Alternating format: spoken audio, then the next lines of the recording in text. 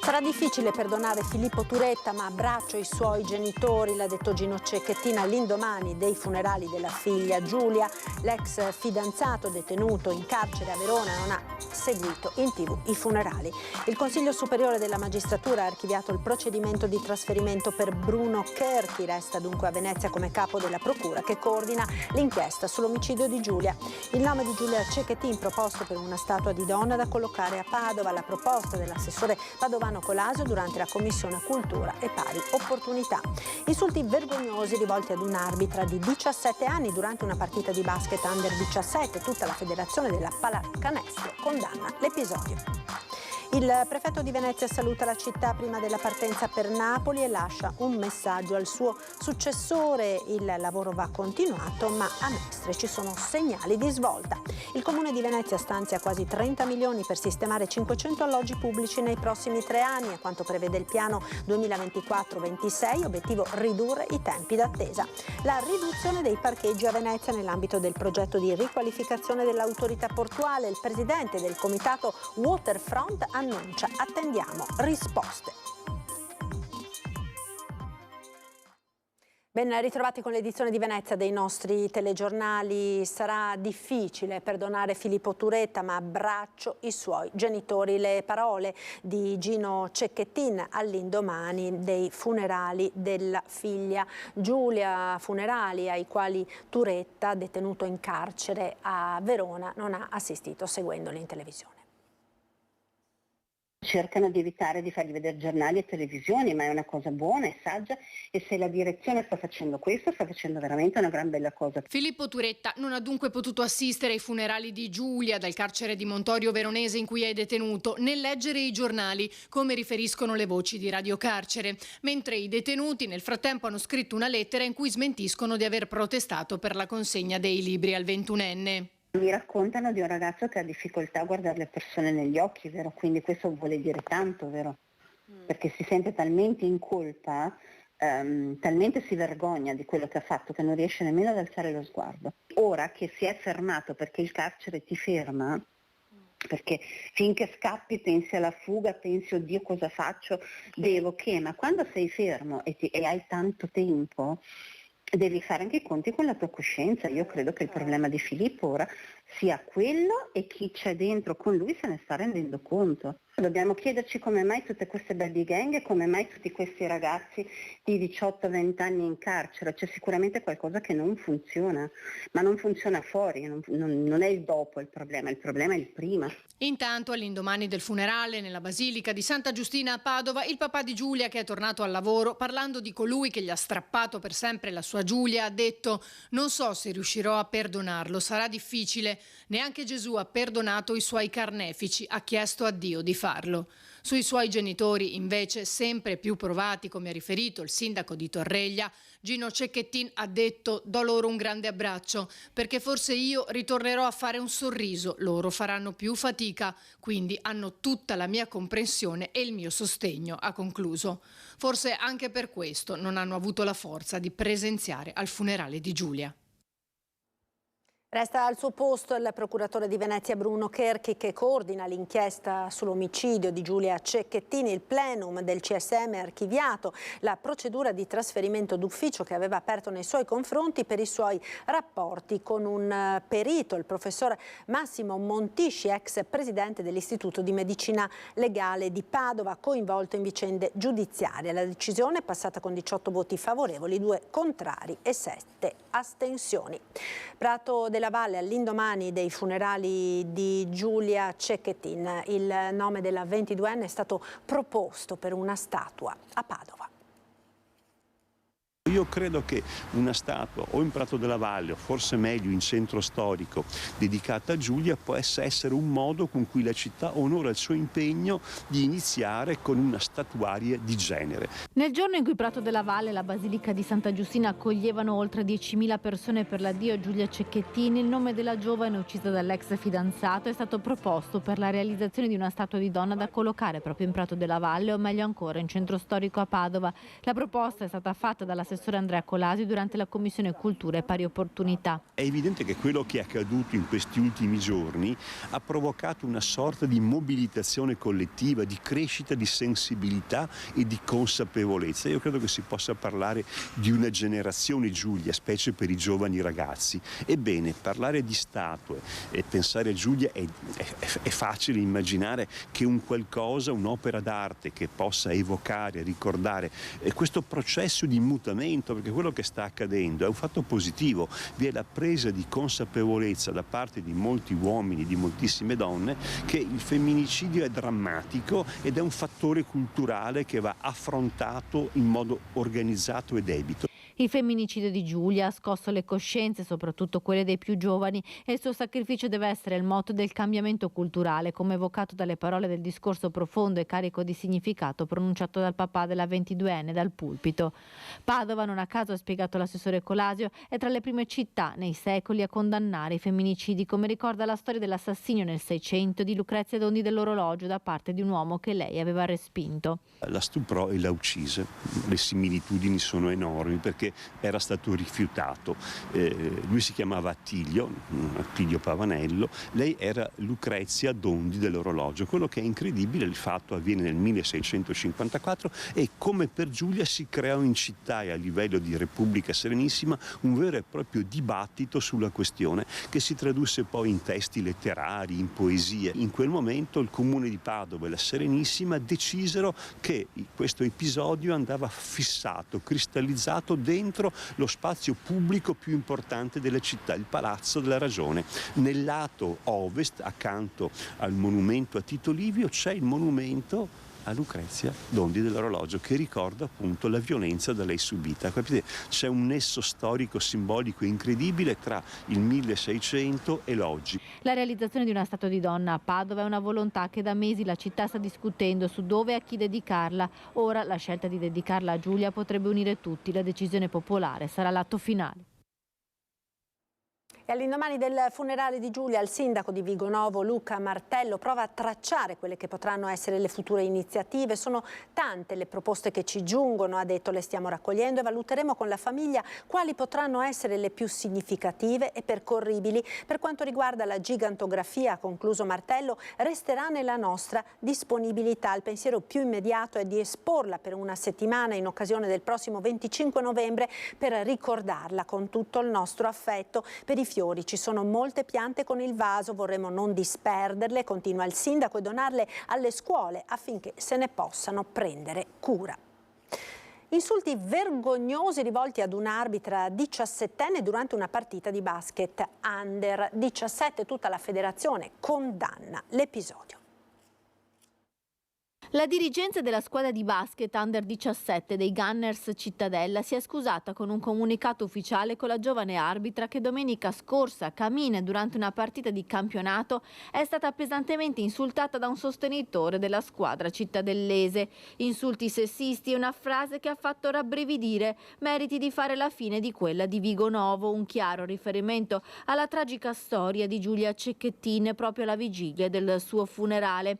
L'episodio è stato condannato dalla Federazione Regionale della Pallacanestro e da tutte le società loro malgrado coinvolte. È un episodio intollerabile e vergognoso. I Cittadella Gunners, dalla società allo staff, dai giocatori ai tifosi, hanno espresso le scuse all'arbitra appena 17enne. L'incidente che ha coinvolto il tifoso, se tale si può definire, è un caso isolato nella storia del tifo Gunners e non rappresenta in alcun modo il nostro modo di supportare i giocatori e di vedere la pallacanestro, ha scritto la società, annunciando anche che sono già state intraprese azioni e provvedimenti esemplari per evitare che incresciosi episodi come questo si ripetano.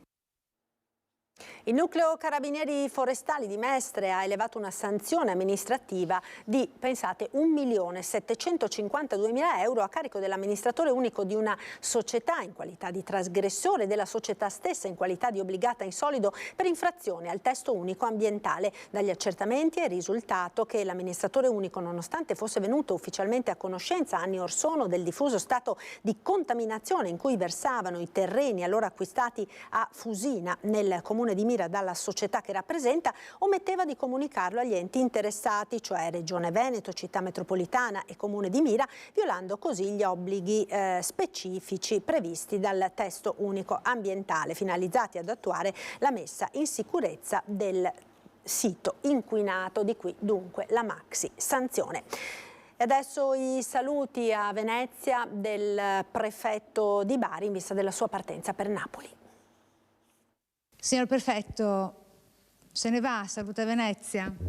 Saluto Venezia, ma saluto soprattutto Venezia della sua complessità, i cittadini, le autorità, perché mi sono sentito accolto e quindi il mio grazie è sincero e affettuoso. Michele Di Bari, giunto a Venezia a marzo scorso, è già prossimo alla partenza per il suo nuovo incarico alla prefettura di Napoli. Nei saluti odierni traccia un bilancio della sua attività veneziana, con in primo piano il suo stato d'animo rispetto alla strage del bus di Mestre. Io davvero ancora oggi esprimo la mia vicinanza alle famiglie e gli auguri di pronta guarigione agli ultimi che sono ancora in ospedale. Quindi il grande dialogo con il territorio e le sue passeggiate a sorpresa lungo via Piave, sempre a Mestre. Con Venezia, dice, necessita di azioni continue con quella spinta in termini di sicurezza cui i cittadini auspicano. Perché c'è bisogno di essere non solo presente ma fattivi, come richiede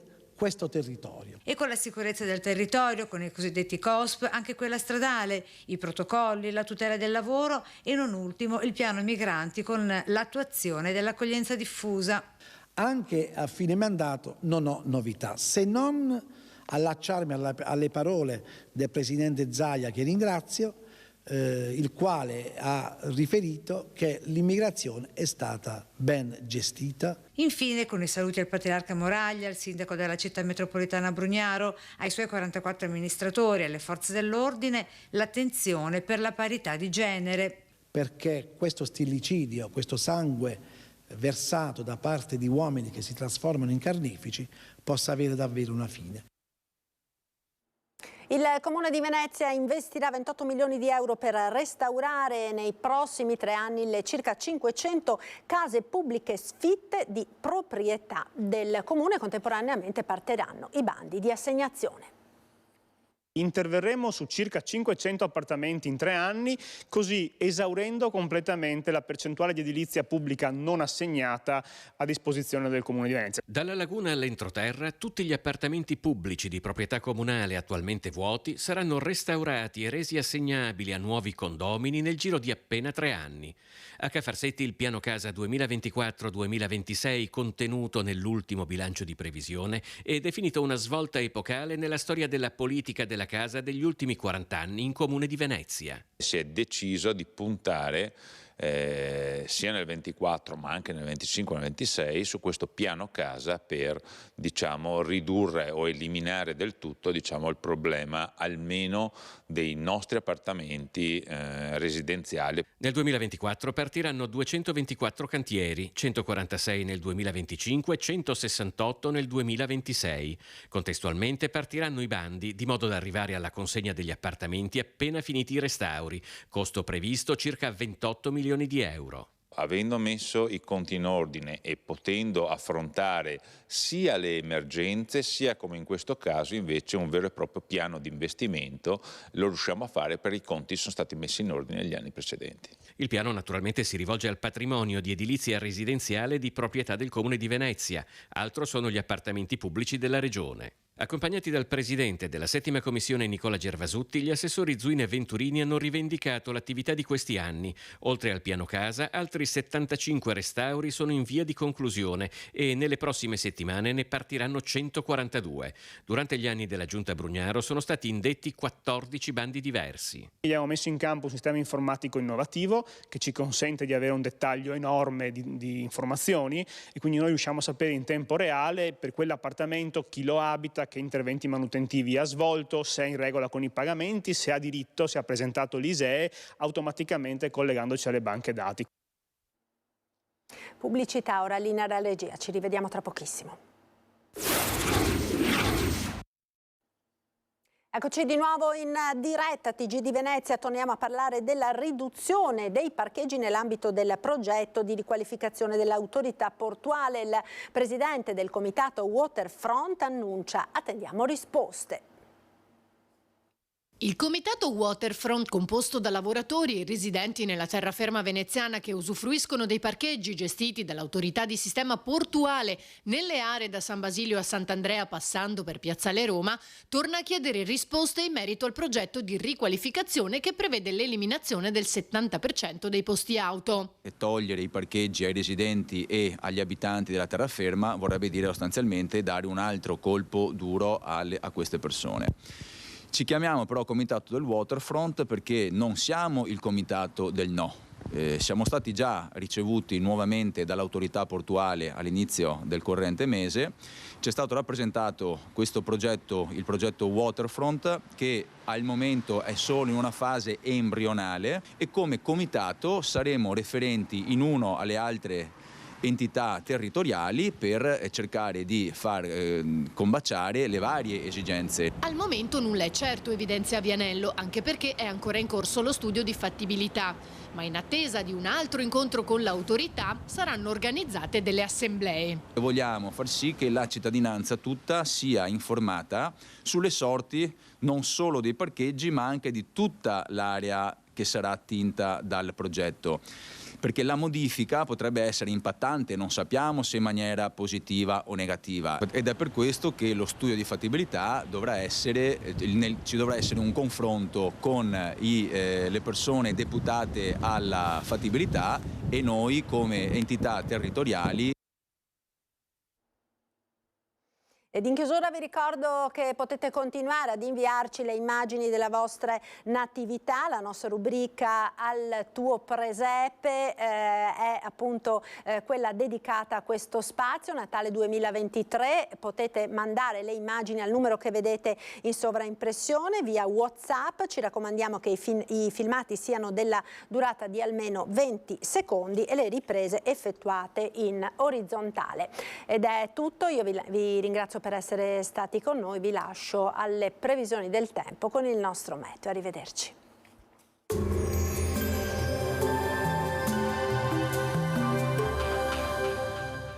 Cooperativa Agricola Volpago offre carne fresca di prima qualità. Ci trovi a Volpago del Montello, Pieve del Grappa, Tre Baseleghe e presso lo spaccio del contadino a Dolo e Massanzago. Bentrovati al meteo. Una temporanea rimonta dell'anticiclone favorirà tempo più stabile nella giornata di giovedì 7 dicembre. Vediamo insieme il dettaglio.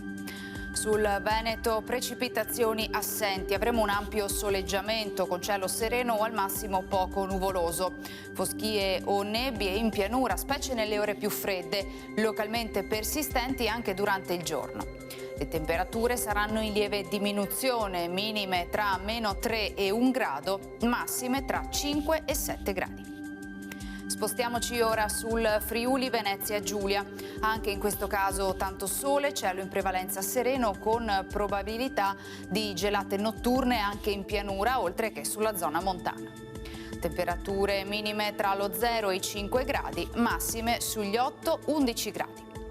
Infine diamo uno sguardo alla situazione del Trentino Alto Adige, dove un campo di alta pressione anche in questo caso garantirà un tempo piuttosto soleggiato. Temperature minime tra lo 0 e i -3 gradi, massime sui 5-6 all'incirca. Dal meteo di Antenna 3 per ora è tutto, grazie per l'attenzione, arrivederci.